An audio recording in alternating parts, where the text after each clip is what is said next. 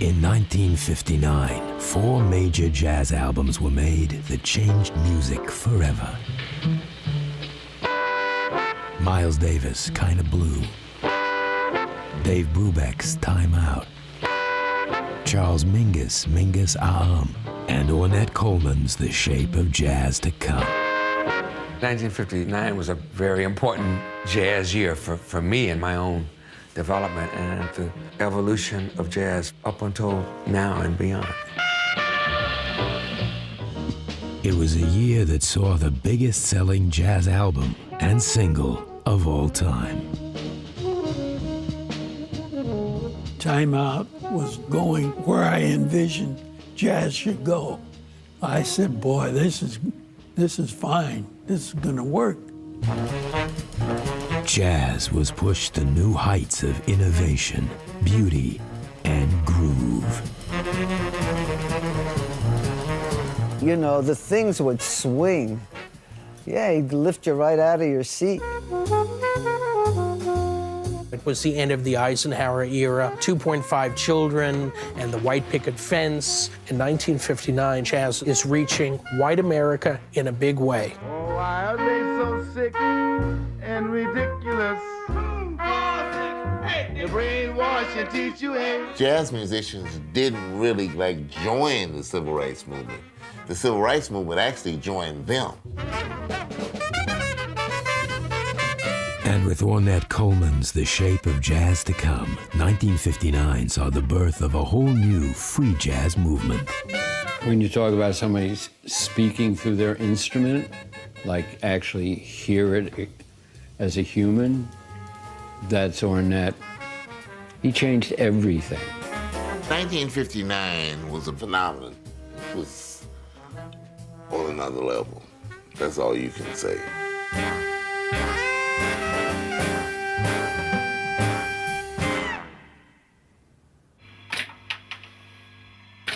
The machine's on.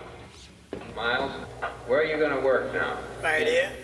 Okay, because if you move back, we don't get you. When I play, though, I'm going to raise my horn a little bit. Okay, just you 4 guys in this, right, Miles? 5. Ready?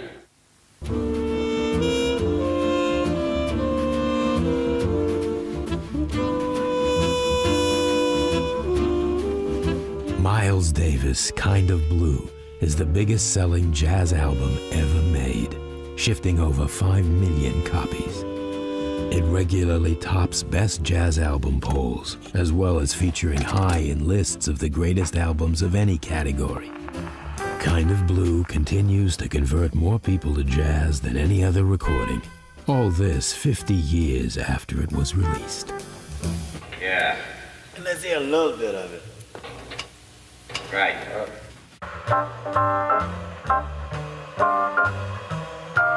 When they walked into the studio, they did not see this as their ultimate statement. They did not see this as the birth of a classic.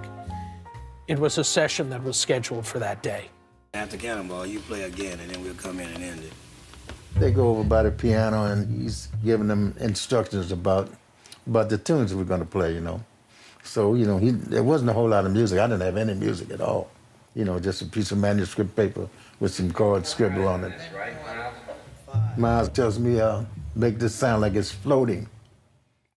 Here we go. No title. Start again, please. Sorry. We gotta watch it because there's noises all the way through this. This is so quiet. First time I did it, the engineer said, the drums are making like a surface noise, so Miles hollers back at him and says, that's part of it. All that goes with it. What? All that goes with it. All right. Amazingly, Miles and his band spent a total of just 7 hours recording Kind of Blue. All but one of the tracks are first takes. Anytime they completed a tune, that's what they were going to stick with. You know, it really is propelled by the idea that first thought is best thought. Try it again, Herbie.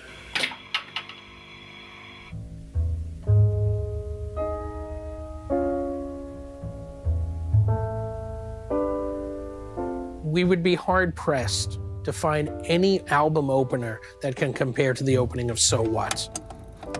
This misty, unclear idea of where is the music going, where are we?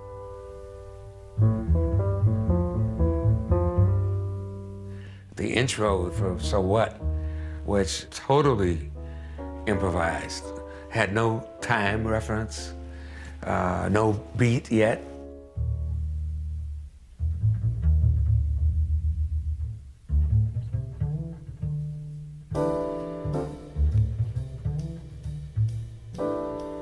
And it's the piano and the bass sort of having this little conversation, and out of this musical cloud comes the riff, the grand riff, the one that says, so what? Boom, ba-doo, ba-doo, ba-doo, boom.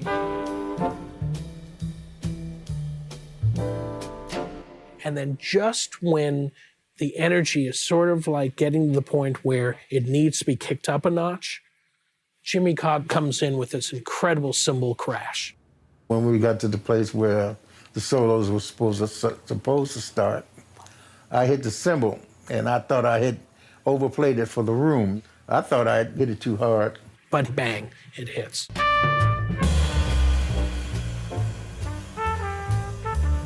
You know, you can't plan on stuff like that happening. Miles' solo kicks off. So simple, almost like a whispered confession, by someone very intimate to you.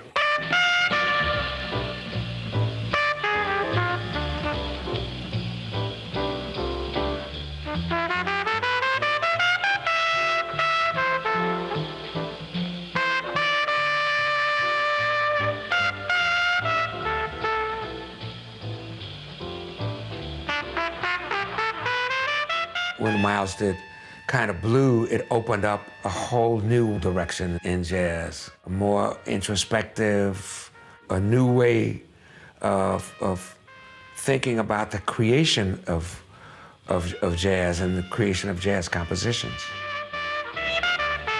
Part of Kind of Blue's enormous influence on music is the legacy of the band members. Many of them went on to become leaders in their own right, like saxophone virtuoso John Coltrane.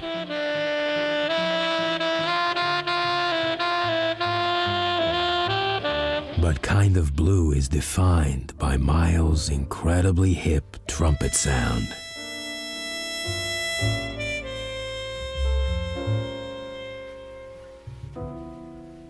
He had this sound that was kind of like haunting kind of voice. It was really individual, very unique, very special. The way he plays, sometimes it makes you feel life so deeply that you can almost cry, And it didn't really sound like a trumpet anymore.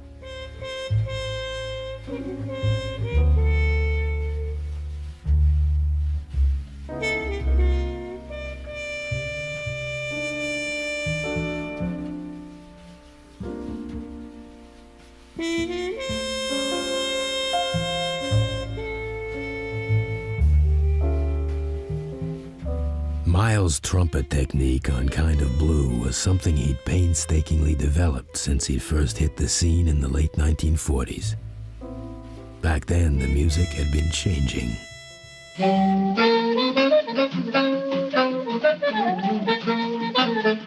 In the 1940s, if you were a player, if you were an instrumentalist who was really starting to, try and make the move, bebop was the music.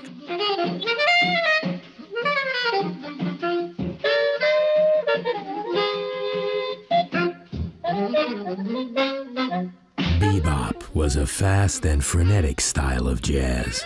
It reflected jazz musicians' desire to be accepted as virtuoso artists, masters of their instruments. Bebop's greatest exponent was Charlie Parker.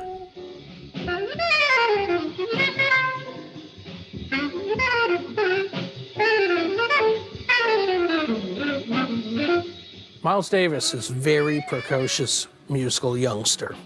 What he really wants to learn is bebop. And where he's going to learn it is on 52nd Street and up at Minton's, up in Harlem, playing with the bebop leader of that time, Charlie Parker.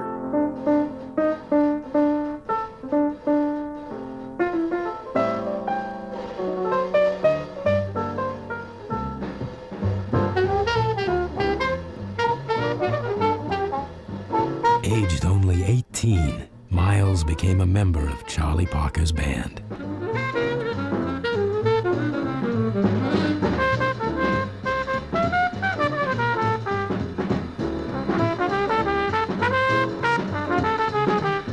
As Miles traded solos with his hero, he was learning about bebop from the source.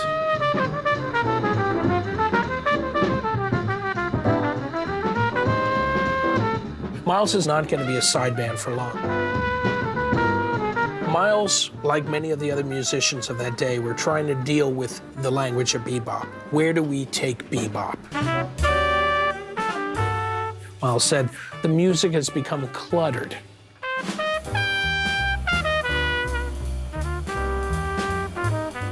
Part of his genius as a musician was that he edited what he heard Charlie Parker play. So if Charlie, for instance, used 10 notes to make a certain kind of a statement, Miles Davis might figure out how to use 3.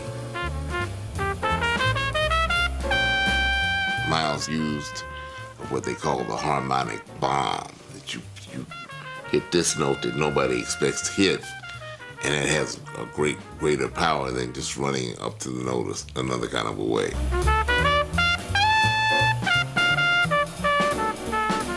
There's a connection, a connective between these 4 artists, Charles Mingus, Dave Brubeck, Miles Davis, and Ornette Coleman, in that they're all dealing with bebop and the continuation of bebop. Where do we take this language? What do we do with it?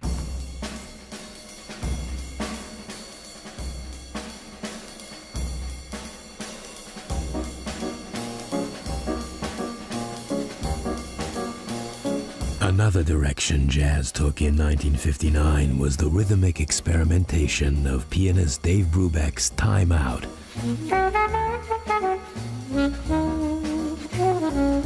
A highly unusual record, each track is in a different tempo and time signature. The single, Take 5, is in 5/4 time and built around a drum solo. Yet it rose up the pop charts, becoming the best-selling Jazz 45 ever released. Brubeck had spent years building the lineup of his quartet that would go on to record Time Out. I put together gradually this dream group, because some bass players and some drummers didn't want to play in different time signatures, didn't want to follow where it went. But Take 5 drummer Joe Morello was originally unhappy coming into a band dominated by Brubeck and saxophonist Paul Desmond. On the marquee, on any kind of a sign, it would say the Dave Brubeck Quartet featuring Paul Desmond, and the other guys were nothing. It could have been zilch, you know? I said, Joe, I'll feature you. So the first night he joined, I gave him a drum solo.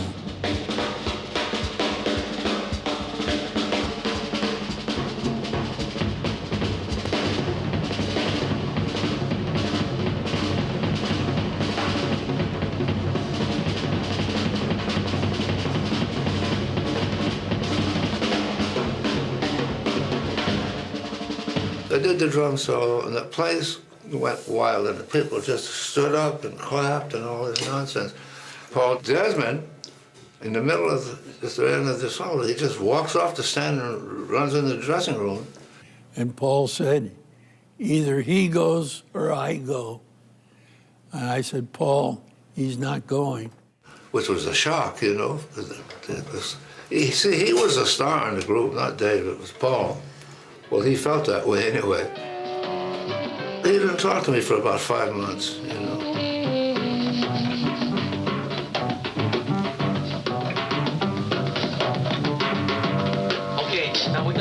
on the ending. Did I play too many things for you? I sat in the crossfire between these two wonderful players, keeping everything going and giving in or not giving in. And that quartet just started making real headway.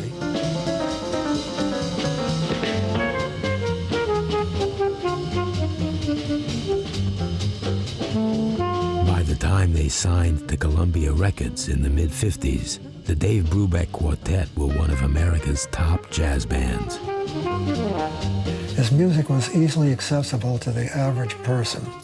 It was not too complicated, and the group was quite appealing because here you had 4 all-American young boys to watch as well as to listen to.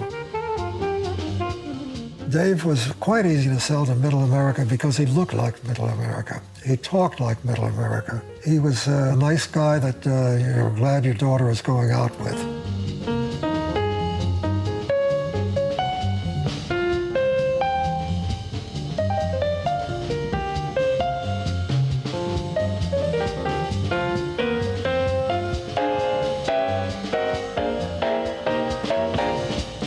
As Brubeck's success widened, parts of the jazz community accused him of being not only a sellout, but effectively a racist who diluted black music for mass consumption. Jazz came out of black America. I mean, later, of course, white America catches up, and it always does. But there definitely was a resentment amongst black musicians regarding Dave Brubeck. In the 50s, the people who actually got successful from cool jazz were primarily white musicians. See, he had broken into another audience that nobody really had. That's when people started getting mad at him. The thing about Dave is kind of strange for a guy who's light years away from a racist, right? Who's light years away from a commercial guy, who doesn't make recordings with any intention of pandering to the public, right? But the public likes him.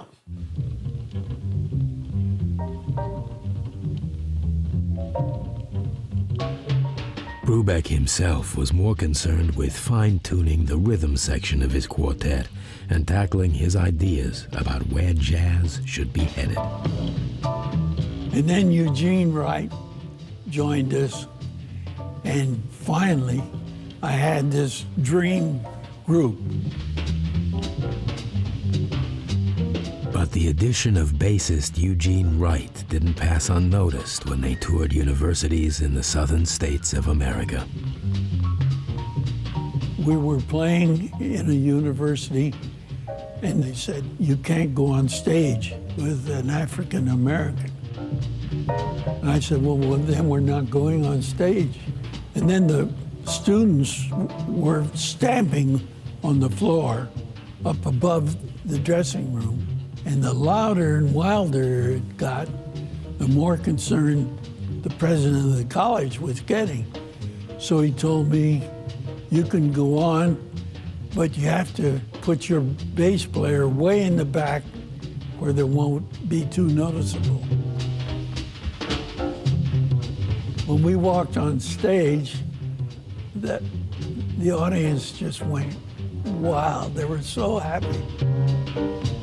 The second tune, I told Eugene, your microphone's broke. Come out here and play your solo and use my speaker's mic in front of the band.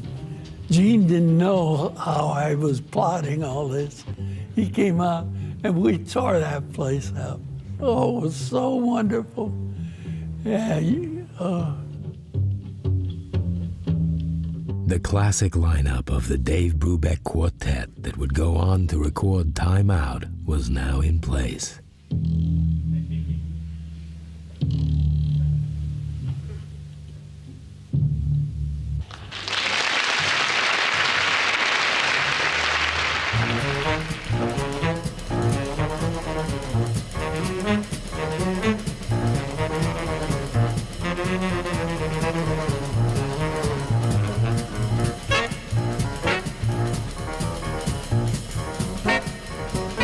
Bass player and composer Charles Mingus saw the question of how to take jazz forward in a different way.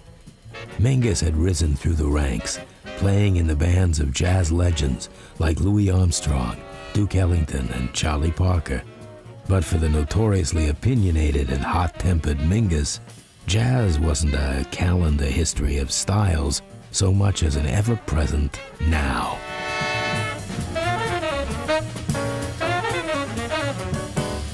Charles Mingus had a very strong sense that there was no past, there was no present, there was no future. All of the time was alive at the same moment.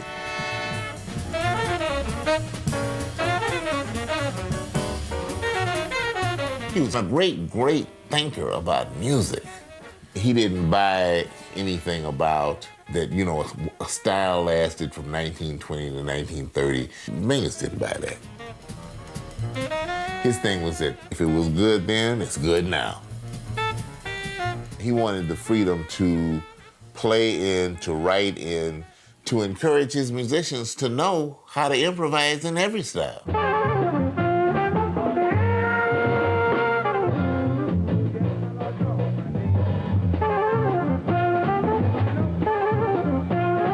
In 1959, Mingus recorded and released Mingus Ah Um. It was one of 4 albums he made that year, not unusual in this prolific artist's long career. But Mingus Ah Um was a tightly focused masterwork.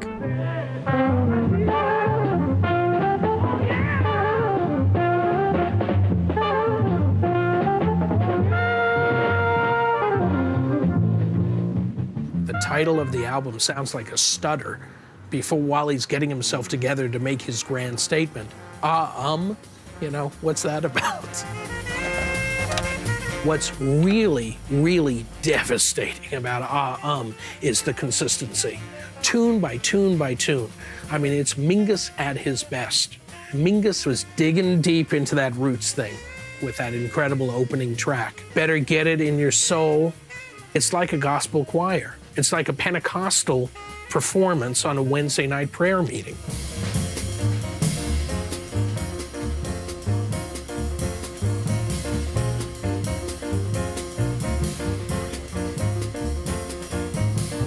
But the incredible magic of it is not just the influences, it's how Mingus works it all together and makes it into its own new thing.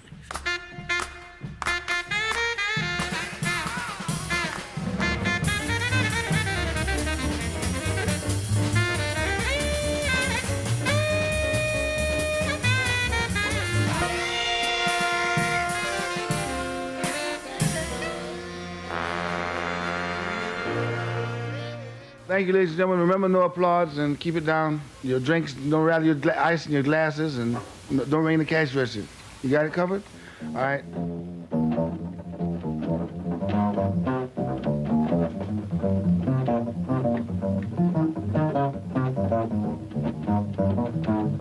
He had these enormous hands, and that made it possible for him to do certain things technically that just other bass players couldn't do.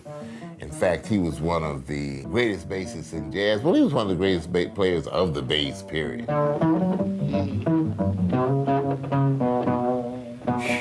I can hear him now.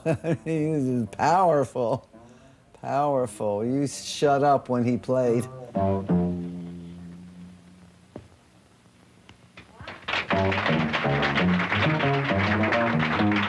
Charlie Mingus was a big man with a big talent and a big temper.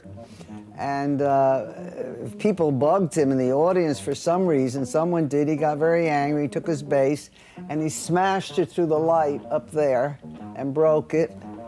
The light's still there, the Mingus light. That's what it's become.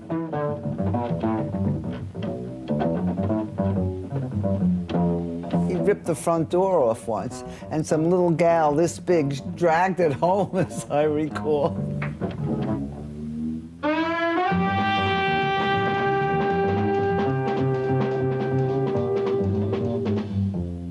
They say a lot of musicians never played better in their life than when they played with Mingus, because he was so demanding. And he used everything. He used anger, he used insults, he used flattery, whatever he could use. He would fire musicians and hire them back, 20 minutes later. Nothing was out of bounds.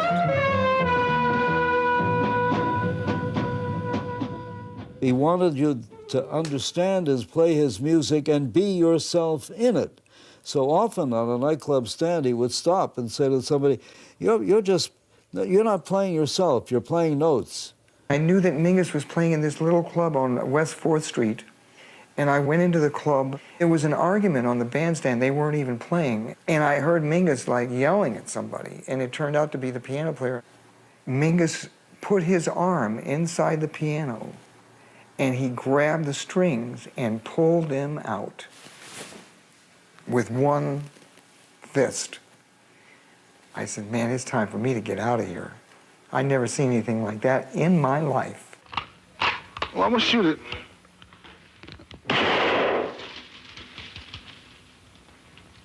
A gun.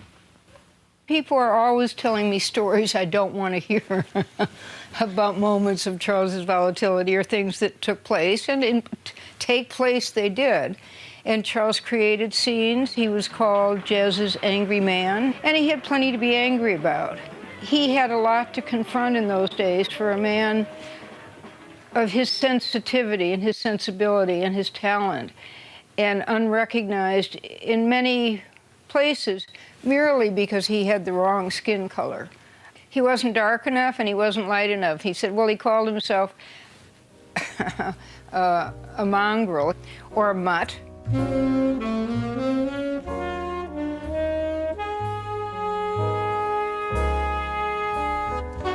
Like many jazz artists, Mingus was an extraordinary player and improviser, but with Mingus Ah Um, he began to assume his position as one of jazz's greatest composers. I love Self-Portrait in 3 colors. A little through-composed piece without any solos, just a little gem. Beautiful, this multifaceted composition.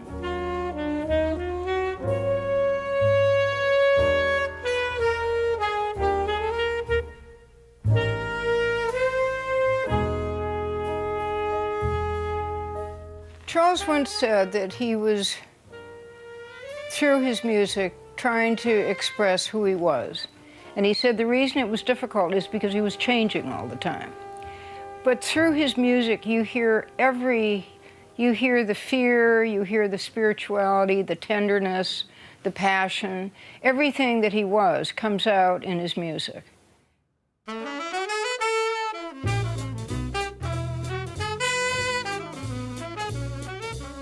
In 1959, Ornette Coleman made his spectacular musical statement in one quantum leap with the audaciously titled, "The Shape of Jazz to Come."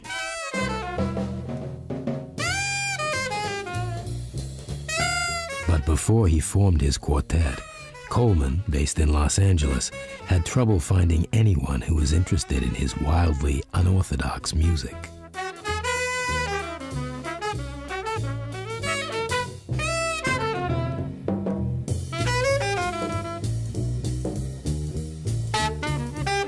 Went over to this club by MacArthur Park on Wilshire called The Hague, and Jerry Mulligan was playing there. They started their first set, and after they began to play, a guy came in and asked if he could sit in. He got up on the bandstand and proceeded to take out his horn, and the horn was white. It was plastic, you know. I'd never seen a plastic horn before, you know. This guy started to play. It was like, you know, the heavens opened up for me, because I saw and I heard something that I'd been feeling.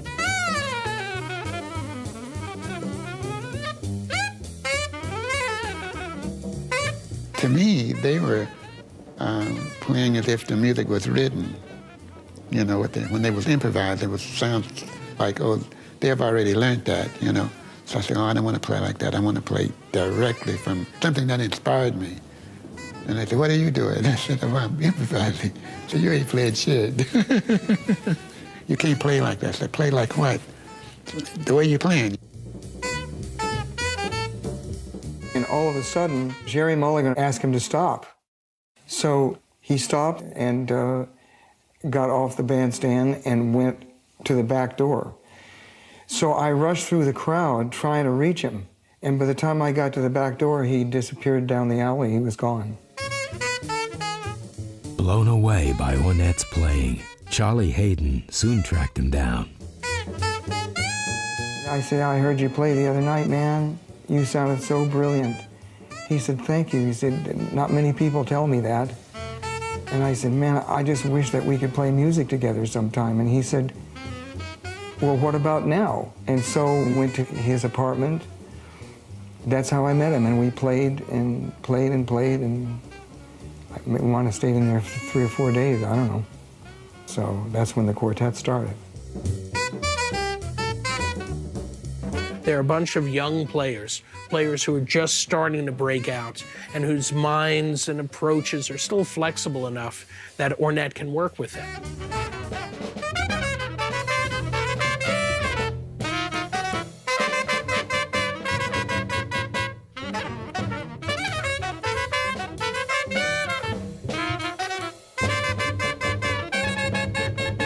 I never worried about chords, melodies, or keys. Only sound. And the thing about it, there's only 12 notes that's satisfying the whole world. 12 notes that's satisfying the whole world. I said, oh, man. And then I realized that the notes don't have a style. Either you make something out of it or you don't. Ornette Coleman's The Shape of Jazz to Come didn't initially make the bold impression it has done in the years since 1959.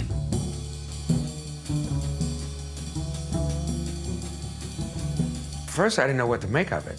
You know, I didn't know which pocket to put it in because I hadn't heard anything quite like that.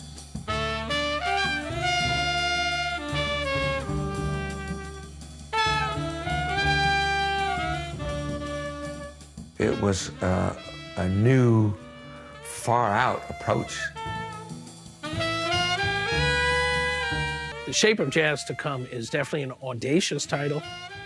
You know, it's putting yourself out there and saying, you know, this is where jazz is going.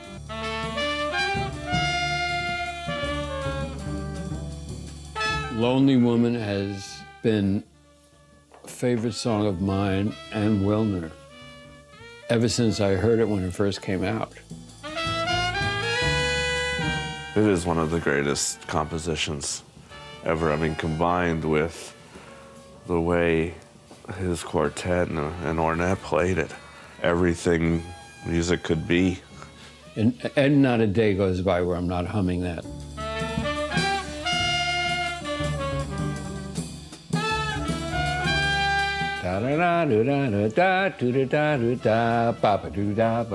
Then dawn.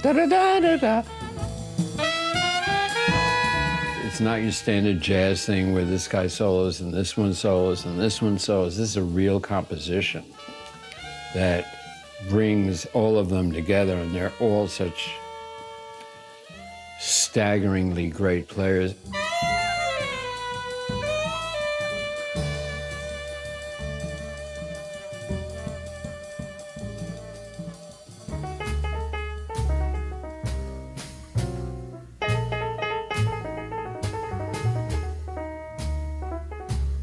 Born from oppression, jazz is at its heart political, and throughout his career, Charles Mingus often integrated his political beliefs with his music. Charles used his bandstand as a soapbox at all times. He spoke out about his beliefs, about racism, about the inequities in society and the record industry, whatever was on his mind, he expressed. The most timely and influential track on Mingus Ah Um, Fables of Phoebus, was no exception.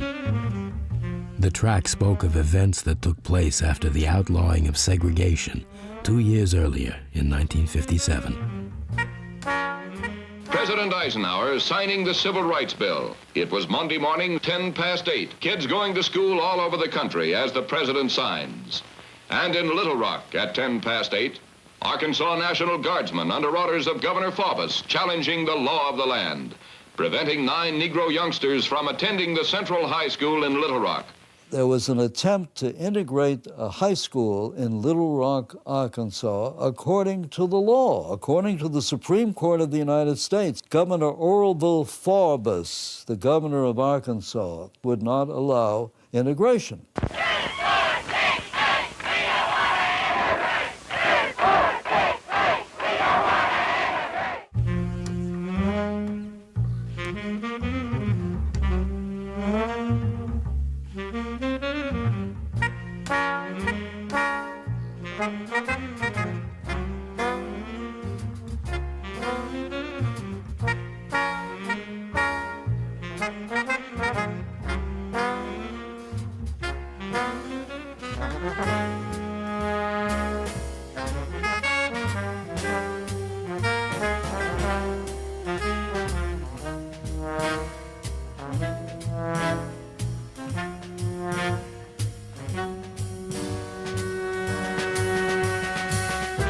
Mingus was outraged by what he saw happening to people. And the irony of the Fables of Faubus is that it's kind of a comic tune.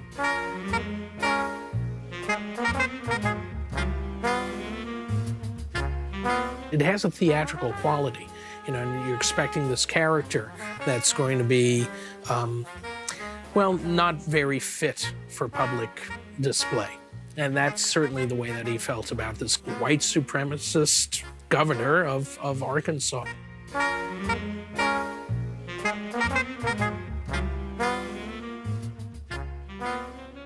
Then came the Eisenhower-Faubus meeting. Finally, Faubus withdrew the guardsmen, and the Negroes entered the hitherto forbidden white school. A riot started. Confronted with what he called anarchy, the president ordered United States soldiers into Little Rock. The regular Army troops, paratroops, escorted the Negro children to and from school, gave them full protection from the threatening crowds. Charles wrote some smoking lyrics about this, and Columbia Records would not let Charles include these political words on the album. Tell me someone who's ridiculous. And then his drummer would respond, Governor Faubus. And Charles would say, why is he so sick and ridiculous? And Danny would say, 2, 4, 6, 8, brainwash and teach you hate. Ku Klux Klan named me someone who's ridiculous, Danny. Governor Faubus. Oh, why are they so sick and ridiculous? The brainwash and teach you hate. Fables of Faubus, even without the lyric, just the fact that he's using the name Faubus is going to have a very strong message to many of the people who are listening to that album in 1959. Fables of Faubus opened up a lot of the pent-up feelings that we all had as African-American musicians against racism in America. Kind of set the stage for each of our own individual expression of that opposition to racism. 3 words, yes, we can. Barack Obama may not know it, but jazz is one of the reasons he was elected president. And Charles Mingus and all of these musicians, they helped to create the atmosphere that led to people respecting a person beyond the distinctions of color. In the years leading up to Kind of Blue, Miles Davis had begun to make an impact with his own defiant demands for respect, both as a black man and as an artist. I remember seeing him in Los Angeles at a club. People who turned out were gamblers, pimps, drug dealers, hustling type guys. Bragging about who got the most hoes and who got the prettiest hoes, and your hoes should be picked up by the dog catcher. And well, you know, just all that kind of stuff. Now, when Miles Davis came on the bandstand, though, they shut up. They didn't make any noise after he came out there. See, I'd never seen that before. Because these are not the kind of people you can just shut up. And they knew if they got loud and irritated him, he would turn around and leave. And that would be it. He wouldn't come back.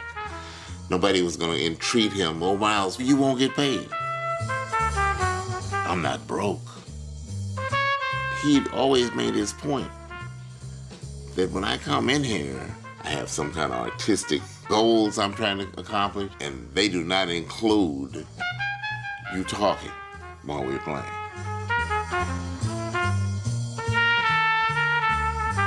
Miles struck me as somebody who would sell a lot of records because of his cool, almost disdainful demeanor on stage worked absolutely in his favor to become a talked-about artist. Columbia had a very powerful publicity department. They realized what we have to do is we have to create this image of the distant, remote jazz musician who's not available to everybody. We're going to sell them that.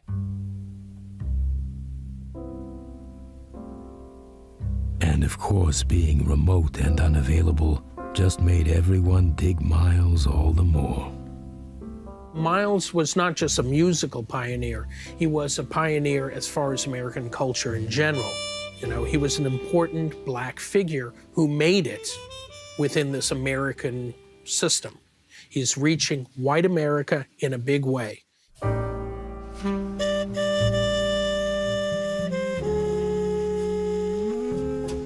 Freddie Hubbard said when he was in the Village Vanguard, he noticed this repeatedly, that when Miles Davis would play a ballad and put the harmon mute in the bell of the horn and play in the lower register, he said every woman's legs in the club opened. And he said the first time he thought he was hallucinating, that it was not really happening. He said he said they didn't even know they were doing it. He said they would all just open up.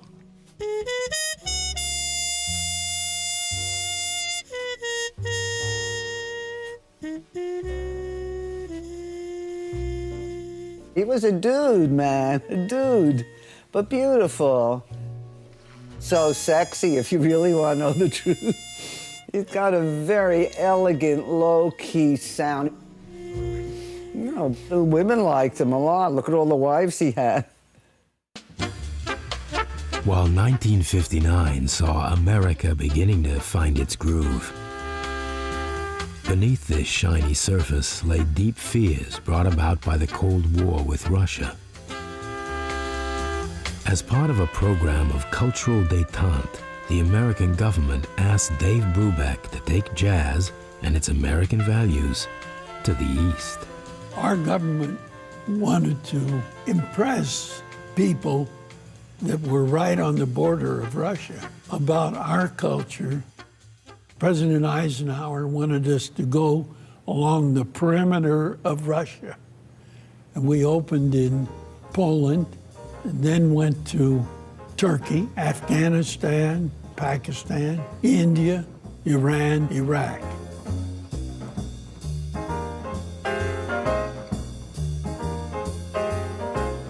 We were going to represent our country, and we talked about how difficult it is to go and be the voice of freedom when you don't really have freedom yet, because the old unwritten laws of segregation.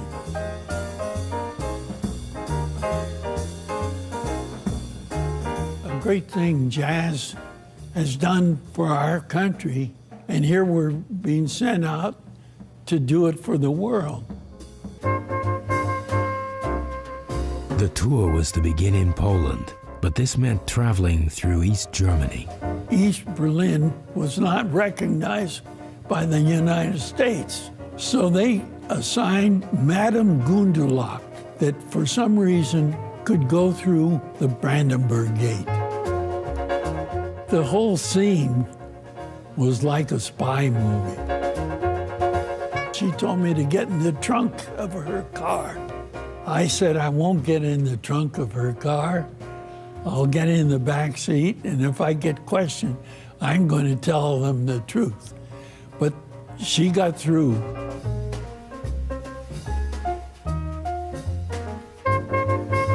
She brought us to a police station, and this man walked into the room and said, "You are Mr. Kulu." And I said, "No, I'm Mr. Brubeck." And he said, "No, you Kulu." Then he pulled out a Polish paper with a picture of me, and the caption said, "Mr. Kulu." And I realized I was Mr. Cool, and that was my name.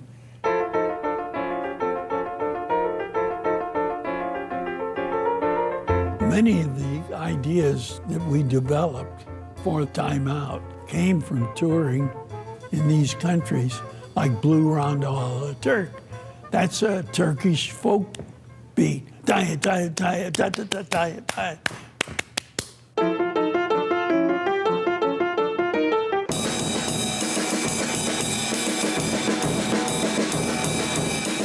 And then it goes into a blues. 4/4, 2.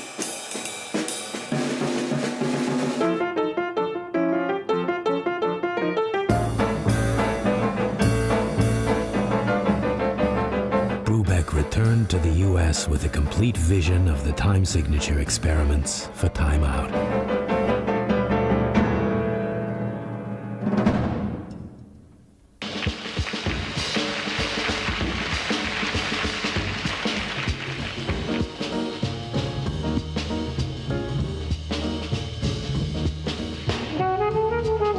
For his album of cool rhythmic innovation, Brubeck decided that drummer Joe Morello was to be given a showcase.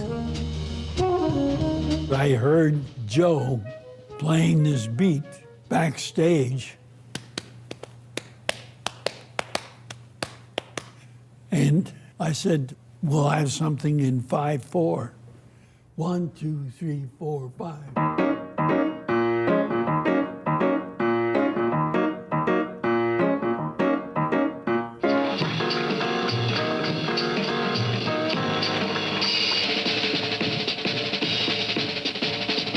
"5/4. That's right up my alley, man. You know. It's just spontaneous. I was looking for more colors, you know, different textures of sound.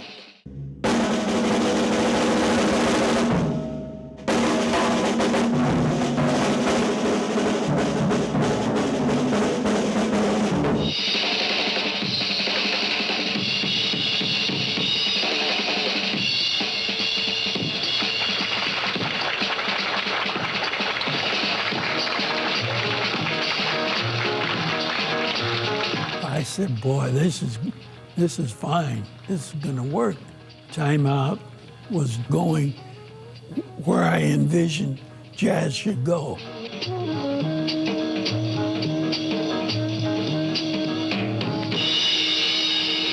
Jazz history had been written in 4/4 time. And you get Dave Brubeck doing a whole album with the idea of using different time signatures. Columbia told me, "All these crazy time signatures, that'll never sell." But the disc jockeys started playing this. We had a big hit. The idea that jazz could actually make it onto pop radio in America in the late 50s, that was totally unheard of.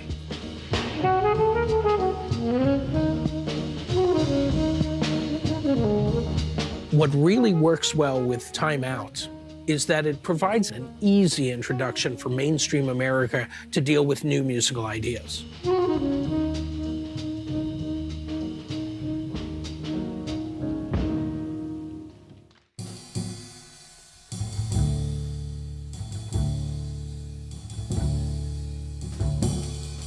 Toward the end of 1959, the Ornette Coleman Quartet came to New York for the very first time with the prophetically titled The Shape of Jazz to Come.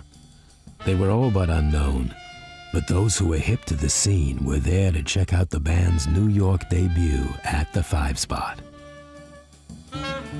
We couldn't wait. Went down to the 5 Spot and had a rehearsal one afternoon, and then we opened up. There were lines around the block. The place was packed with people, so it was quite a deal. The opening night, they had everybody. Everybody was there, and so he was kind of on auditory trial, so to speak. And we couldn't wait to get to work and play because the music was so great and new and fresh. And that's when The Shape of Jazz to Come is, dropped on the New York jazz scene.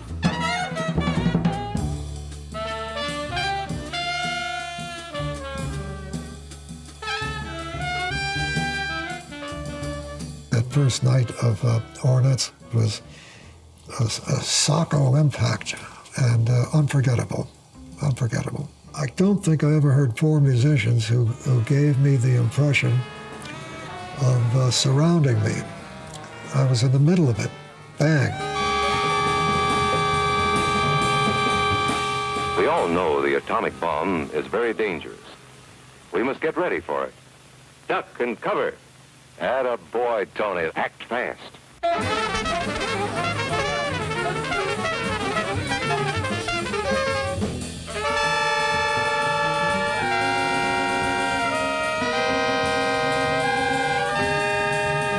Coleman spoke the paranoia that existed in the nuclear age. The reaction that many people had just to this idea that the entire world could be blown up.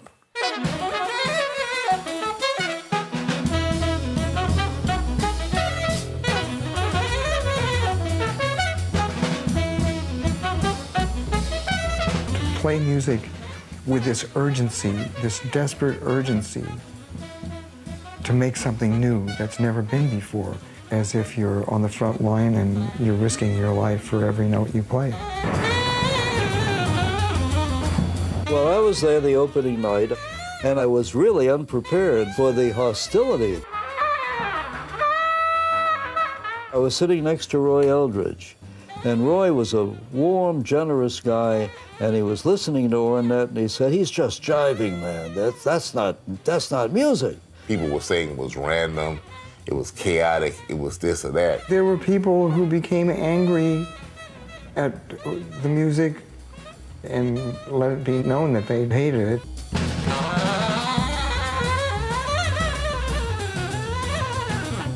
In New York, everything was under suspicion.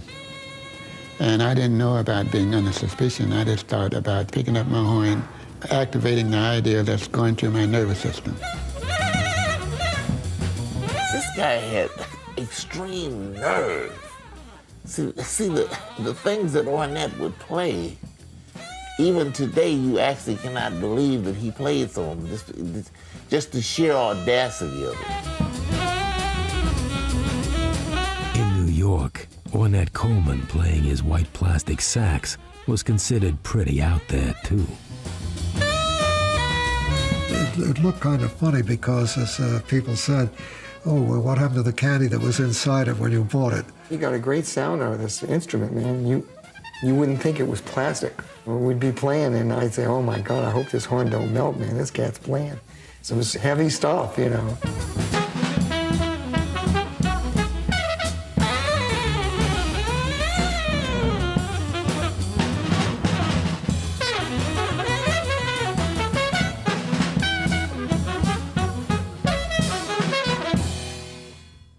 It's hard to understand a negative reaction to that. Something so fabulous. I mean, like, what would people object to in it? I can't even imagine it.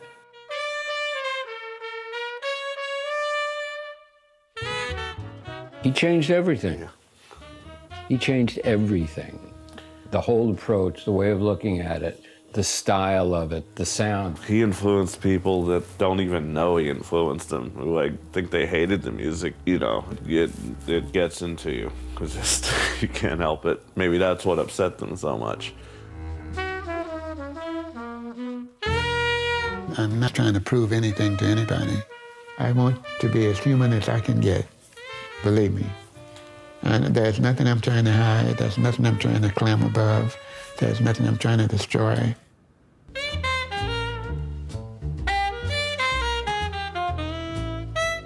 No one is going to suffer from what the human race does because it's not going to destroy itself. It's going to improve itself. Music is something that, to me, is nothing but the sound of your emotions. It's your heart, it's your feelings, it's your belief, it's your ability, and most of all, it's your love. And what's so beautiful about it, it's not destructive. It's always something that gets better.